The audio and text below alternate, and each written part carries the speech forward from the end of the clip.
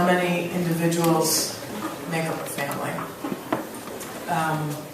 I'm very moved by how willing Tracy and Julio and Yvette and Mona and Nan and Karen and all of you are willing and able to bring so many people forward when you stand up. And thank you for that.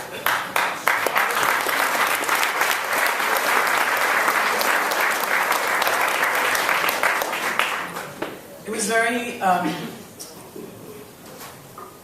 amazing.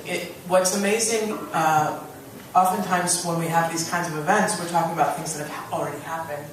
And so we can talk about them concretely, right? We did this. We had this idea, and we brought it to fruition, right? We came together, we formed a coalition. But in the moment when we have that idea, and in the moment when the urgency strikes, we have no idea how it will work out, right? And that's the bravery, and that's the risk, and that's the stepping out on faith, or actually recognizing how love can propel you forward. And that's actually what we have to have in our back pocket when we walk into so many rooms and we're told we're wrong, or we don't see any reflections of ourselves, or we feel uncomfortable, or we feel brazen, or we feel like the only ones, or we feel like the smartest people in the room, right? We're like, I don't know what they're talking about, but I know how it's supposed to go, right? I have no experience with that, but I'm just saying. Flower petals, flower petals. When you put a microphone, because I've slept with women, when you put a microphone in front of me, I just want to talk in that cadence, right? You know the cadence that I'm talking about? And then they came for the award. And they deserved it again and again. The homosexuals, they were gay. Just start screeching, right? But I won't. That's like anyone who lived through like their performance art phase, and like I'm almost wearing enough polyester to do that, but I'll spare you because no one will ever let me MC my own event again if I do that. But when Robert. One of the things that we didn't know when we decided to have this award, and we sat down with Vernita and Pat and talked about it. We didn't know what today would look like. And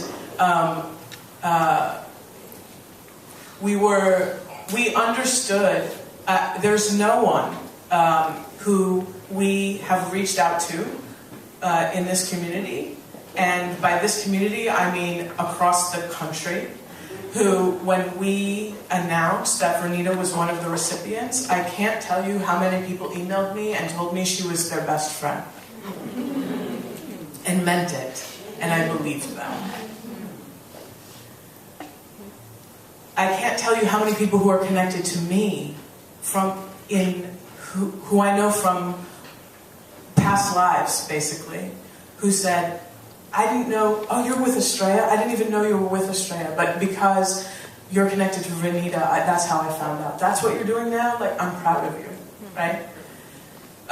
You're honoring somebody who meant the world to me, who made me believe in myself, who told me that I was worthy. And as a woman of color, as someone who believed that economic realities and multitudes of lived experience mattered, and all of them were part of our community, who were inspired by just a story around fighting for marriage in a way that actually was meaningful, and acknowledged the difference between a communion and the providence of the state. And, you know, I'll admit, I don't always do my homework, but part of the glory and the benefit and the deep privilege of getting to stand where I stand is that I get to have conversations with so many human beings who are the catalysts for possibility in their communities. And it makes me get up in the morning, right? It makes me say, okay, A 90-hour work week is nothing compared to somebody who for an entire lifetime says yes. Like, can I say yes today? So, I want you to know how happy we are to have Pat and Vernita's mother here to accept the award.